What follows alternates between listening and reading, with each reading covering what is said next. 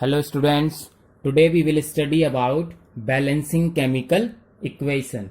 In our previous lecture we have studied what is a balanced chemical equation and how, why we do so. हम क्यों करते हैं balance. Okay, so what is a balanced chemical equation? And second thing we have studied why we do so.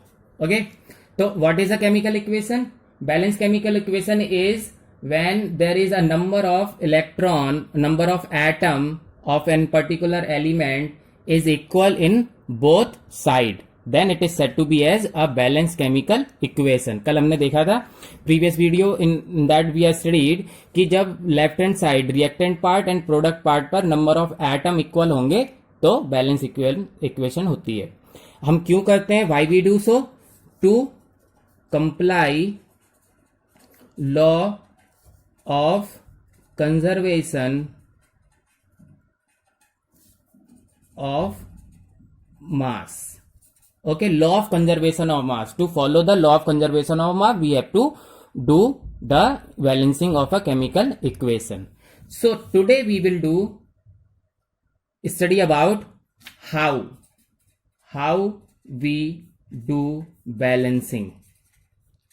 आज का हमारा topic है कैसे करेंगे, how we do balancing of a chemical equation. So okay, in order to balance a chemical equation, so we have is an equation can be balanced by taking appropriate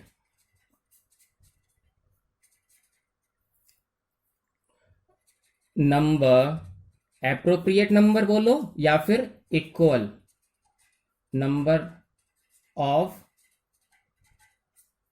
atom, okay, और molecules of reactant and product. Okay, इसका मतलब हुआ, इसको ऐसे समझ सकते हैं कि हमने देखा कि रिएक्टेंट और प्रोडक्ट का फॉर्मूला तो फिक्स होता है. रिएक्टेंट में जो भी हम कंपाउंड लेते हैं उनका फॉर्मूला, प्रोडक्ट में जो भी बनता है उसका फॉर्मूला तो फिक्स होता है. Okay, so we can not change anything in the formula. तो फिर बैलेंस करने के लिए हम क्या करेंगे? कोई एक एप्रोप्रिएट नंबर लेंगे या फिर नंबर ऑफ एटम को हम रिएक्टेंट में और प्रोडक्ट में इक्वल करेंगे. फॉर एग्जाम्पल, जैसे भी very simple example is there when hydrogen combined with oxygen forms H2O. Okay, it is what very simple equation. So now listen very carefully. Here hydrogen 2, oxygen 2, and here hydrogen 2, oxygen 1. So this is not a balanced chemical equation. So we have to balance it because to comply the law of conservation of mass, so we have to balance it. Okay, so how we do balance? हम इसमें और इसमें तो change नहीं कर सकते हैं, तो फिर कैसे करेंगे? So we have to equalize the number of atom. ये ऑक्सीजन का एटम 2 है और यहाँ 1 है, तो हमें यहाँ 2 करने के लिए we have to put 2. Okay, so that what we have seen कि अब यहाँ हाइड्रोजन भी 4 हो गए, ऑक्सीजन तो 2 हो गए, ओके, बट हाइड्रोजन 2 से हटके 4 हो गए. तो ऑक्सीजन तो ओके हो गया, but hydrogen is now gets 4. तो इधर साइड में 2 है. What we will do? Here we will put 4, 2. So 2 2 जा 4. Now it will be 4. Got it? So now 4 2 4 2. It is what? A balance chemical equation. Okay, so there is, समझ में आया बात? इसको फिर से बोल रहा हूं मैं कि रिएक्टेंट में और प्रोडक्ट में जो भी कंपाउंड्स होते हैं उनके फॉर्मूला फिक्स होते हैं, हम उन फॉर्मूलाज को नहीं चेंज कर सकते हैं. So we have to do what? Number of atom equal in both reactant as well as in product. Got it? Okay, now here is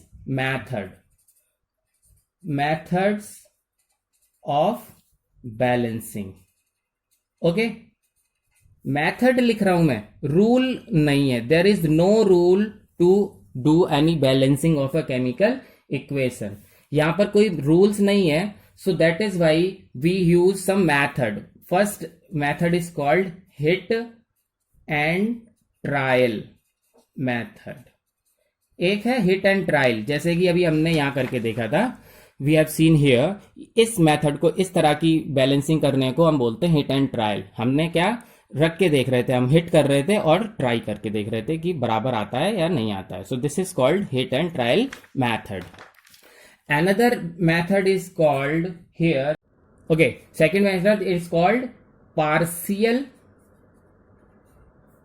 equation method. Partial equation method, एक हो गया hit and trial and second one is partial equation method. So we will do, first we will use a part, that is hit and trial method. This is the most commonly used method. So many time, most of the time we use this most commonly used method है कौन सा, hit and trial. We most of the time we use this hit and trial method only. Okay, so here it is, I'm taking an example to make you understand. This is what K2Cr2O7 when react with hydrochloric acid, what it forms, potassium chloride, okay, CrCl3, that is chromium chloride, H2O and plus Cl2.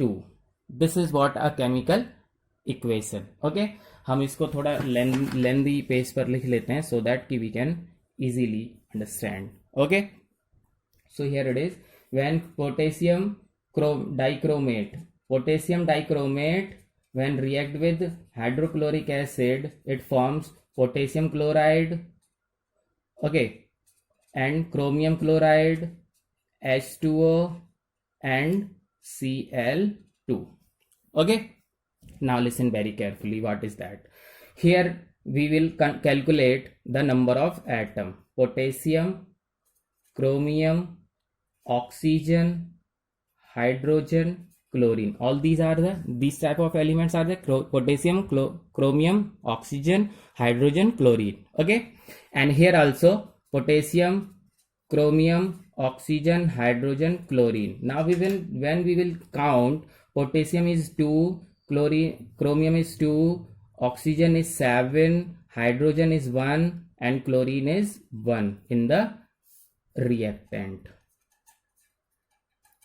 Okay, now we will check in the product part. Potassium is 1, chromium is 1, oxygen is 1, okay, hydrogen is 2, chlorine is 2.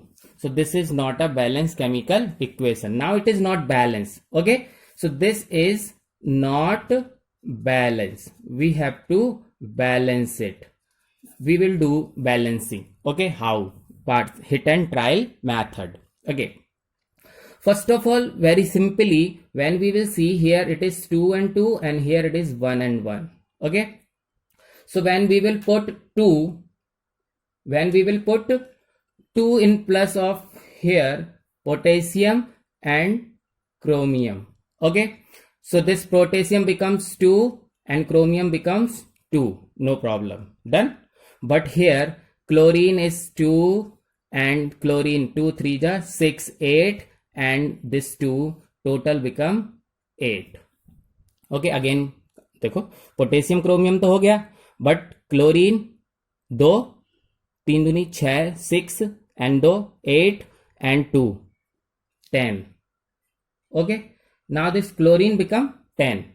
Now we will check oxygen. Here it is 7, here it is 1. Okay, so to equalize the oxygen we will put 7 here, 7. Okay, okay, यहाँ तो यहाँ कहीं oxygen तो नहीं है, एक केवल single oxygen यही तो है, तो अगर हम 7 यहाँ लगा देंगे तो 7 इक्वल हो जाएगा. Okay, it becomes 7. अब ये 7 हो गया, ये हटते जा रहे हैं, ठीक है, 7. बट हियर हाइड्रोजन बिकम्स 14, ये कितना हो जाएगा 14, ठीक है। नाउ वी विल डू, इधर 14 है इधर 1 है, तो फिर हम क्या करेंगे 14 यहां लिख देंगे। सो हाइड्रोजन इट्स बिकम 14, तो क्लोरीन अब कितने हो गए यहाँ 14, ओके। यहाँ कितने 10, 14 करने हैं, कैसे करेंगे देखो, यहाँ तो आप चेंज नहीं कर सकते हैं, यहाँ चेंज नहीं कर सकते हैं, so what we will do here 2 and 6, 6, 2 and 6 8, 8, और हमें करने कितने 14, तो कितना और रहना है 6, है ना, 8 और 6 14 होता है ना। सो 6 व्हाट विल डू हियर 3, तो 3 2 जा 6, अब काउंट करके देख लो 2 एंड 3 2 जा 6, 6 और 2 8 एंड 3 2 जा 6, 8 और 6 14, इट बिकम्स 14, हो गया बराबर। देखिए 2 2 7 14 14, 2 2 7 14 14, सो this is called a balance chemical equation. तो अब देखना कैसे finally it is now become K2Cr2O7 plus 14 HCl, now it becomes 2K chloride plus 2 Cr2 Cl3 plus 7 H2O plus 3 Cl2. This is a balanced chemical equation finally we have, okay, and this is called partial method, this is called hit and trial method, okay. Now we will check what is partial, okay. So here the second type is called partial equation method, B part, partial equation method. In partial equation method we will follow some steps. So step 1, what we will do, the complex कोई भी reaction है, so complex reaction, any reaction, complex reaction to take place in steps, मतलब जैसे for example अगर हम यहां देखना चाहें, ये रिएक्शन थी ये एक ही बार में तो नहीं हो गई होगी, पहले K2Cr2O7 ब्रेक हुआ होगा, फिर HCl ब्रेक हुआ होगा, फिर एक दूसरे से ज्वाइन हुए होंगे, है ना, तो स्टेप बाय स्टेप ब्रेक हुए होंगे। So that is why I am writing here complex reaction to take place in steps, okay. Then second step में क्या करेंगे, write equation for each step, हर उस स्टेप के लिए, जितने भी स्टेप में ये रिएक्शन हुई होगी हर स्टेप को लिखेंगे। And third what we will do, finally we will adding all the step. ये थोड़ा कॉम्प्लिकेटेड है but it is what called partial equation method, okay. So for example here we will do one example for this, I am taking here example now, okay, है ना, क्या करेंगे, तो एक है हमारा the example is here reaction of potassium iodide, reaction of potassium iodide, okay, and H2O2 hydrogen peroxide, KI and H2O2, ठीक है, reaction of potassium iodide and hydrogen peroxide. तो ये अब हमने देखो यहाँ लिखा है ना, ये एक रिएक्शन है, ठीक है, कॉम्प्लेक्स रिएक्शन है, इसको क्या करना है टेक प्लेस इन स्टेप। तो पहले हमने इसके स्टेप डिवाइड करने हैं, तो इसका पहला स्टेप हो जाएगा, क्या स्टेप होगा पहला, H2O2 डिकम्पोज होगा पहली बात में, ठीक है, पहले स्टेप में H2O2 डिकम्पोज होगा टू H2O एंड ऑक्सीजन, मतलब H2O2 पहले डिकम्पोज हो जाएगा H2O और एक एक्स्ट्रा ऑक्सीजन इसका अलग हट जाएगा, ठीक है। दूसरे स्टेप में क्या होगा, KI, जो KI है वो क्या हो जाएगा, ऑक्सीडाइज्ड टू KO2, एच। के आई है जो वो ऑक्सीडाइज होके क्या बन जाएगा, के ओ एच। ठीक है, ये हो गए दो स्टेप। ठीक, चलो लिख के देख लेते हैं। सो लिखते हैं अब, नाउ स्टेप 1। ठीक है, यहां लिखा है right equation for each step. तो अब इस वाले स्टेप, दो स्टेप हो गए हमारे पास। ठीक है, अब फर्स्ट स्टेप के लिए हम इक्वेशन लिख रहे हैं, व्हेन H2O2 डिकम्पोज होगा तो H2O प्लस ऑक्सीजन में। ठीक है, दूसरा स्टेप हम लिखेंगे के आई जब H2O के साथ, और ये जो एक्स्ट्रा ऑक्सीजन है, ये वाला ऑक्सीजन यहाँ आ जाएगा तो ये ऑक्सीडाइज हो जाएगा किसमें, KOH में, और आयोडीन ये I2 अलग हो जाएगा। ठीक है, समझ में आई। अब इसमें क्या कर लेंगे, जो ये तो रिएक्टेंट पार्ट है, ये प्रोडक्ट पार्ट है, तो reactant part and product part पर जो चीज सेम होती है उसको कट कर देते हैं, तो कट कर देंगे। ठीक है, ओके। अब ये भी है इधर और इधर ऑक्सीजन है, इसको भी कट कर दिया। ठीक, तो रिएक्टेंट पार्ट में अब क्या बचा आपके पास, H2O2 प्लस 2KI। इधर तो यही बचा है ना, तो सब कैंसिल हो गया। ओके, एरो इधर क्या बचा, सिर्फ KOH plus I2। This is a balance chemical equation. इसके लिए क्या करते हैं, फिर से मैं रिपीट कर रहा हूँ आपके सामने। फर्स्ट इज, कोई भी कॉम्प्लेक्स रिएक्शन है उसके डिफरेंट स्टेप्स होते हैं, पहले हमने स्टेप्स लिखने होते हैं, फिर हमें सेकेंड स्टेप में we have to write the equation for each step, और थर्ड में finally adding all the step. तो हमने ये इक्वेशन थी, उसके ये दो स्टेप्स थे, इन दोनों को हमने पहले एक सिंबलाइज में लिखा है, ईच स्टेप के लिए इक्वेशन लिखी हमने, फिर उनको हमने ऐड कर दिया। ओके, एक और एग्जांपल देखते हैं। ठीक है, another example is for here, the example, another example I'm taking, that is oxidation of, क्या है वो, oxidation of H2S by KMnO4। ठीक है, in presence of H2SO4, oxidation of H2S by KMnO4 in presence of H2SO4। ठीक है, तो इसके दो स्टेप हो जाएंगे, एक स्टेप दो स्टेप। ओके, फर्स्ट स्टेप में क्या होगा, KMnO4 will decompose.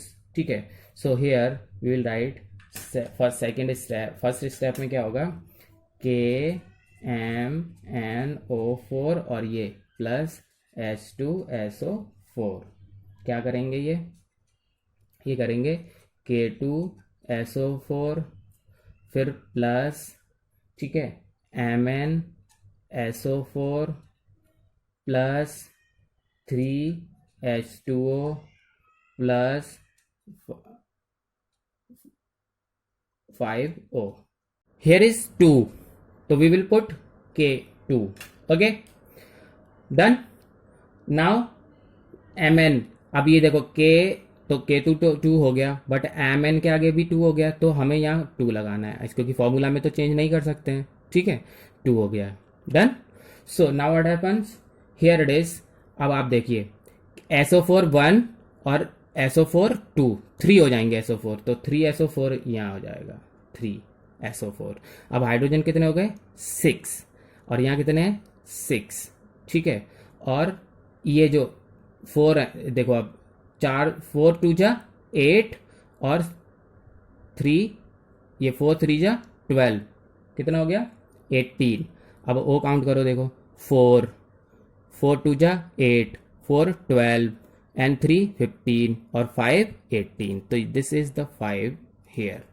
Okay, now what will happens, second step में होगा H2S plus 5O, it will forms 5H2O H2O and plus S, 5S। ठीक है, now we will add this. जब add करेंगे तो जो चीज कॉमन होगी वो हटा देंगे, तो एक ना इधर है और इधर है। ठीक, okay, what will happen now, 5H2O is here and 3H2O, ठीक है, कितना हो जाएगा 8। अब टोटल करते हैं, ठीक है, 2KMnO4 हो गया, प्लस 3H2SO4, ठीक है, प्लस 5H2S, ये तो हो गया सारा रिएक्टेंट। एरो, अब प्रोडक्ट में क्या है, K2SO4 प्लस 2MnSO4 प्लस 5 और 3 कितना हो गया 8H2O plus 5S। okay, this is what reactant. It is a balanced chemical equation for oxidation of hydrogen sulfide by KMnO4 in presence of H2SO4। तो दो स्टेप हो गए, हमने पहले इसके साथ में करना है, ये कर लिया, फिर सेकंड स्टेप में H2S के साथ करना है, ओके, H2S हो गया, दोनों को ऐड करेंगे, जो चीज़ कॉमन होगी दोनों साइड में उसको कट कर देंगे एंड बाकी सबको ऐड कर देंगे। तो 1 2 3 ये हो गए, और 1 2 और 3H2O and 5H2O, total at 8 and this 5S। Okay, listen very carefully कि हमने पहले ही डिस्कस किया था कि there is no definite rule, कोई एक रूल नहीं है जिससे वो बैलेंस केमिकल इक्वेशन कोई भी बैलेंस करते हो, ठीक है। So there is no definite rule to balancing a chemical equation. So students please try to understand this method and do practice of it. मतलब एकदम से ये नहीं कहना है कि हमें समझ नहीं आया, try to understand, then after you can ask me, no problem, whenever you can't want to ask you can। okay, now our next topic is very important, here is relative, okay, relative atomic mass and relative molecular mass। okay, molecular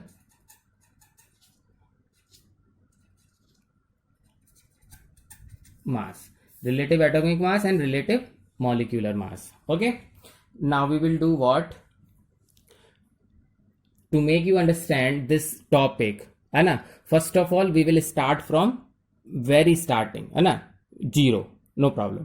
okay, हम बिल्कुल zero से start करेंगे कि atomic mass क्या होता है, relative atomic मास क्या होता है, फिर मॉलिक्यूलर मास क्या होता है, फिर रिलेटिव मॉलिक्यूलर मास क्या होता है, ठीक है।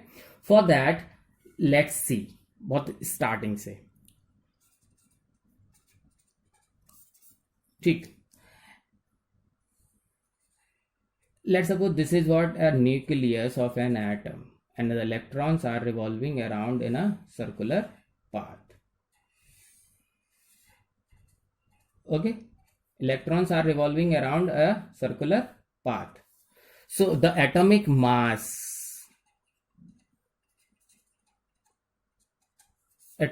means mass of proton plus neutron।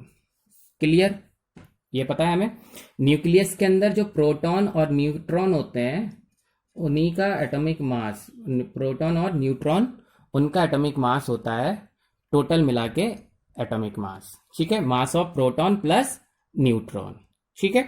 Okay, let's suppose consider a hydrogen atom, ये हाइड्रोजन है, उसके पास एक ही इलेक्ट्रॉन है और अंदर एक प्रोटॉन है, ठीक है।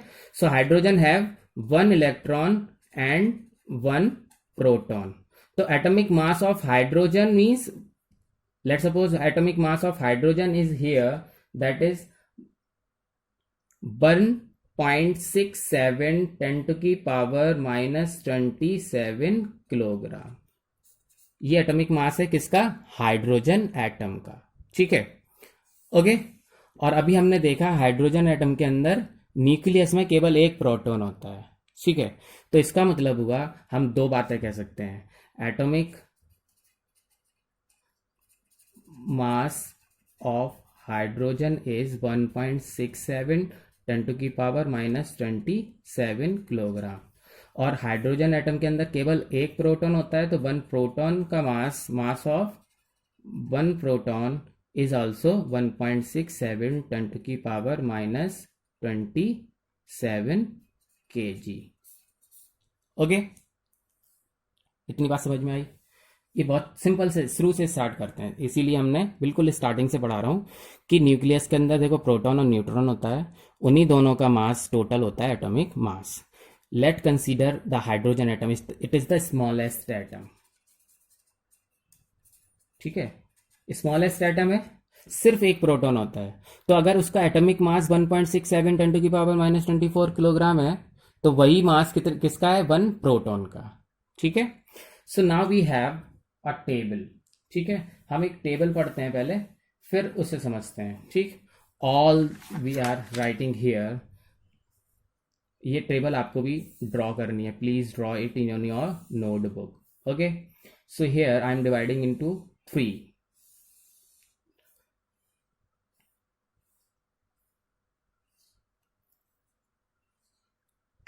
Okay,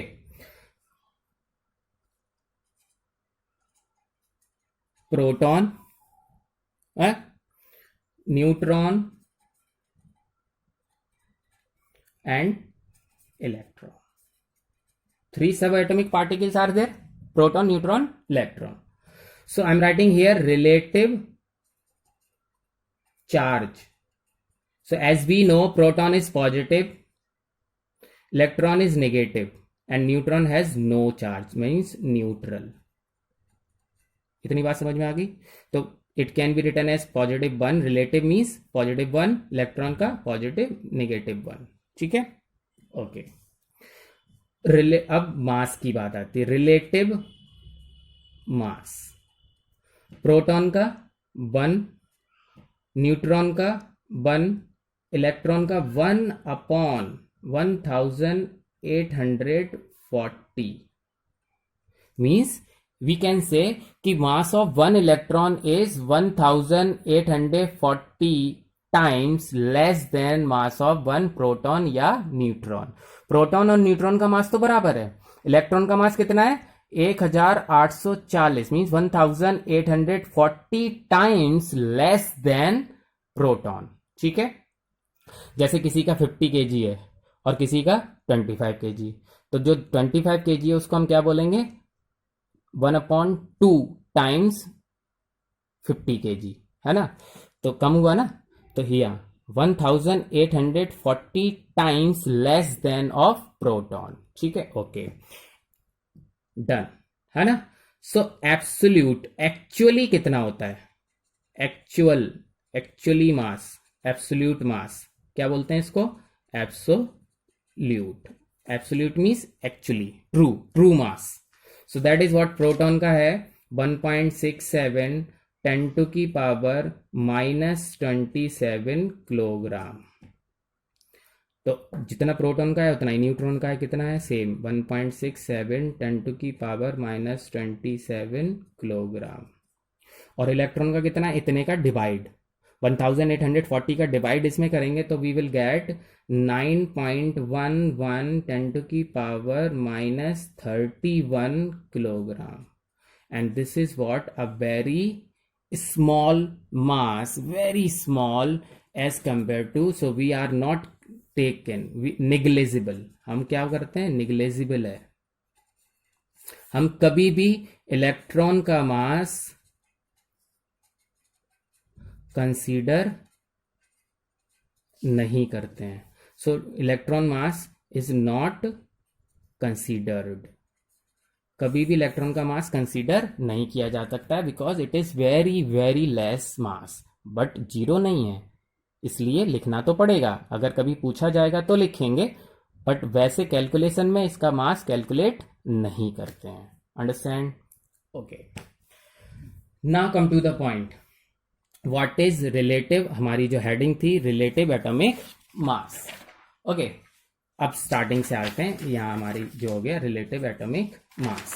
okay, now here is the heading relative atomic mass, as we know students, we have studied कि mass of a proton, neutron और electron are very very small. Very small means देखो आपका वजन कितना है kgs में है, ये कितना है देखिए 1.67 10 टू की पावर -27, मतलब आप समझ रहे हैं पॉइंट के बाद 1 2 3 4 5 6 7 8 ऐसे करके पूरी 27 डॉट्स लगाएंगे, जीरो लगाएंगे, उसके बाद ये लिखेंगे और फिर उसके बाद kg, मतलब आप समझ रहे हैं पॉइंट के बाद 27 जीरो फिर 167 kg, इतना छोटा मास है ना।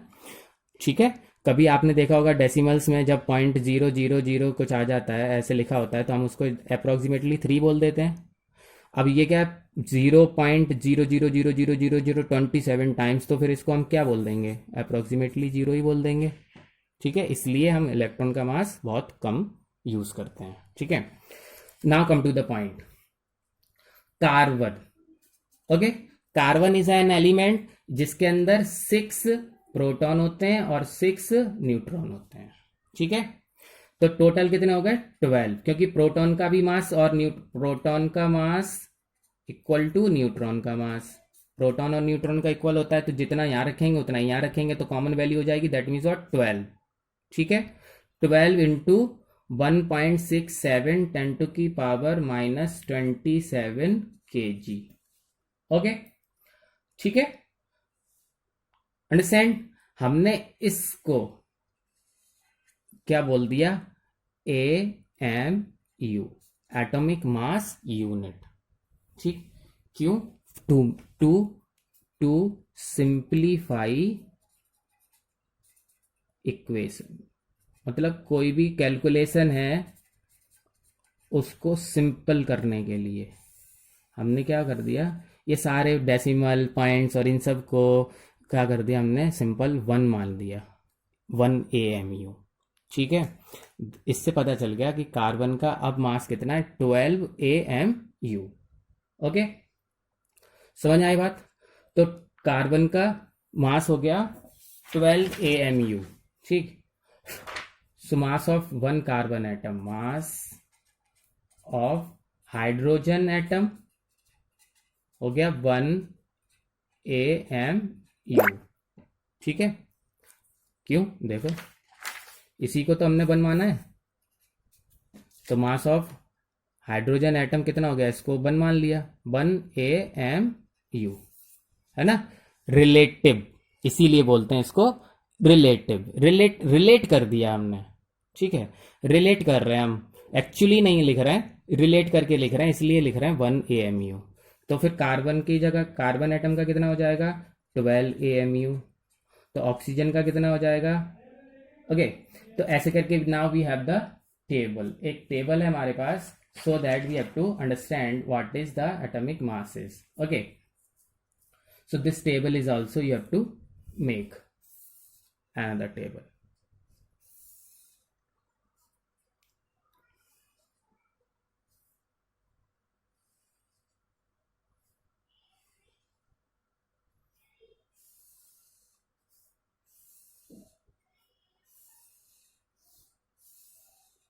now very clear। okay, simply we will do what, write the elements, यहां हम लिख रहे हैं एलिमेंट्स और उसका नेम। ठीक है, फिर एटॉमिक मास यूनिट। ठीक, एल्यूमिनियम, ओके, एल्यूमिनियम का नेम, फिर एटॉमिक मास यूनिट इज 26.98। ठीक है, तो एक्चुअली कितना हो गया 27। ठीक, फिर लिख रहे हैं हम carbon. Okay, so here it is carbon, carbon का हो गया 12.00, दैट इज व्हाट 12। ठीक है, क्लोरीन, क्लोरीन का होता है 35.45, that is 35.5। Hydrogen, here it is 1। Okay,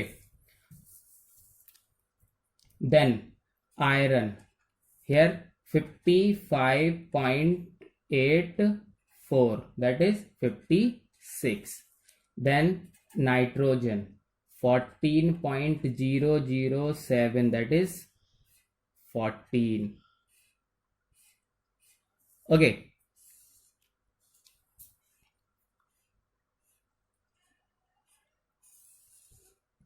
next oxygen 15.999, that is approximately 16. Sulfur 32. Okay, these are some of the atomic masses of important common element. Okay, atomic mass, इतनी बात समझ में आई. Atomic mass, तो atomic mass of some common elements. When this atomic mass is expressed in gram, then it is said to be as gram atomic mass. So हम क्या definition होगी? व्हेन the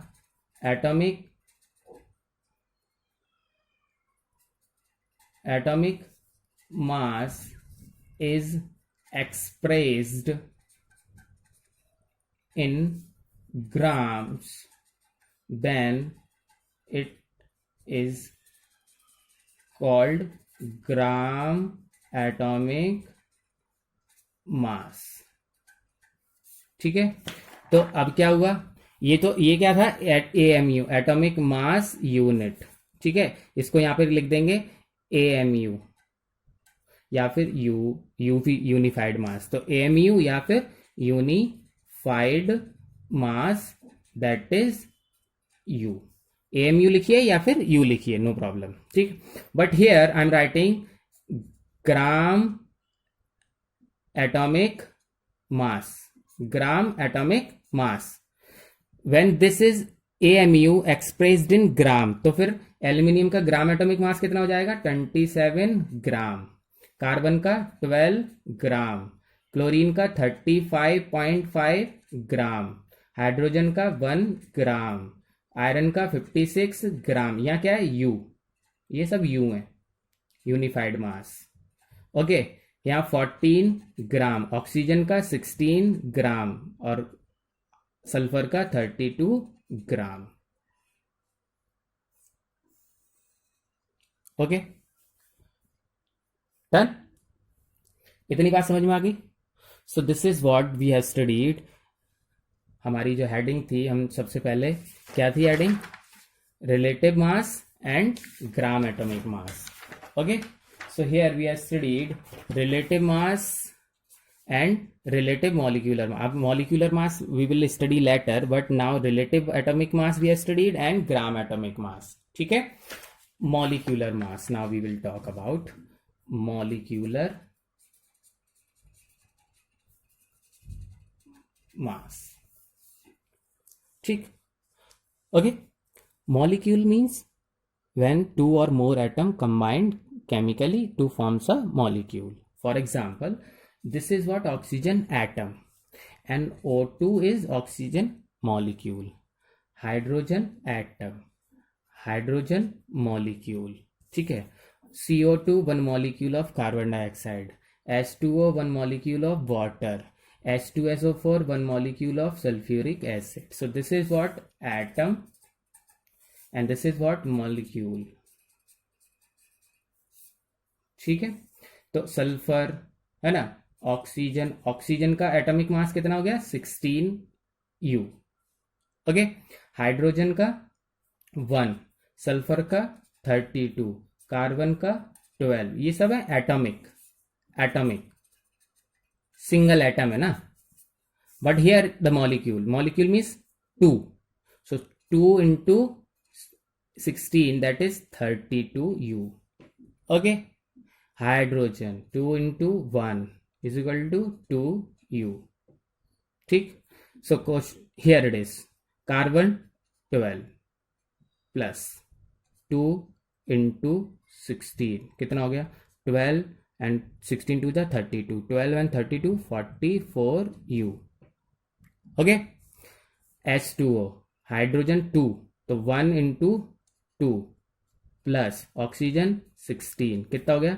2 plus 16 18U. Okay, H2SO4, H कितने हैं देखो, 1 × 2 plus, बीच में plus लगाते जाना है, सीखना है ये आज ही। सल्फर एक है ना, तो 32 प्लस ऑक्सीजन कितने हैं 4, 16 × 4, टोटल करेंगे 2 प्लस 32, ये कितना हो गया 64, कितना हो गया 34 plus 64, that is 98U molecular mass. Okay, समझ में आई बात? कैसे कैलकुलेट करते हैं? एटॉमिक मास होता है सिंगल एटम का, मॉलिक्यूलर मास क्या होता है नंबर ऑफ एटम जितने भी होते हैं उन सब का।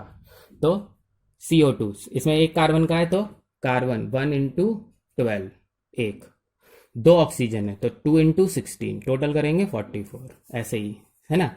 अब ये सबसे बड़ा था तो है ना। अब एक बार एक और चेक कर लेते हैं, HNO3, HNO3, ठीक है। What is the molecular mass of HNO3? H का 1 प्लस N का 14 प्लस ऑक्सीजन कितने 3, तो 16 1 का होता है 3 का इंटू 3, 1 प्लस 14 प्लस 16 3 जा 48, टोटल कितना हो गया देखिए 15 है ना 48, that is what 8 and 4 12 and 13 carry 1 5 6 63U, ठीक है, समझ में आया? So this is called molecular mass. अभी जैसे हमने यहाँ पढ़ा था, when the atomic mass is expressed in gram then it is called gram atomic mass, ठीक है। तो अभी ये मॉलिक्यूलर मास है, इसी को एक्सप्रेस्ड इन ग्राम तो फिर क्या हो जाएगा 16 ग्राम, 1 ग्राम, 32 ग्राम, 12 ग्राम, है ना। तो ऐसे ही molecular mass when expressed in, okay, तो क्या हो जाएगा मॉलिक्यूलर मास when expressed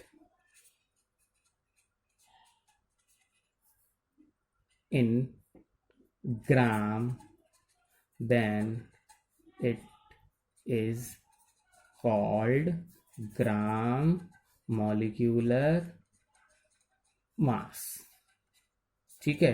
तो ग्राम molecular mass of oxygen is 32 ग्राम, ठीक है। ये सारे ग्राम में ही तो कन्वर्ट हो जाएंगे, 2 ग्राम।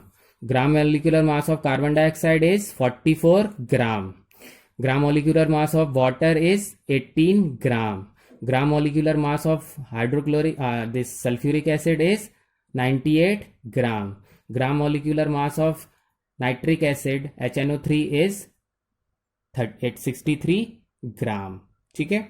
Molecular mass simple U, gram molecular mass it will be gram, ठीक है। तो H2SO4 का ग्राम मॉलिक्यूलर मास हो जाएगा 98 gram, clear? Okay, so see this video 2 or 3 times, then after answer the questions, okay, and when you will feel any query you can ask me, okay, thank you.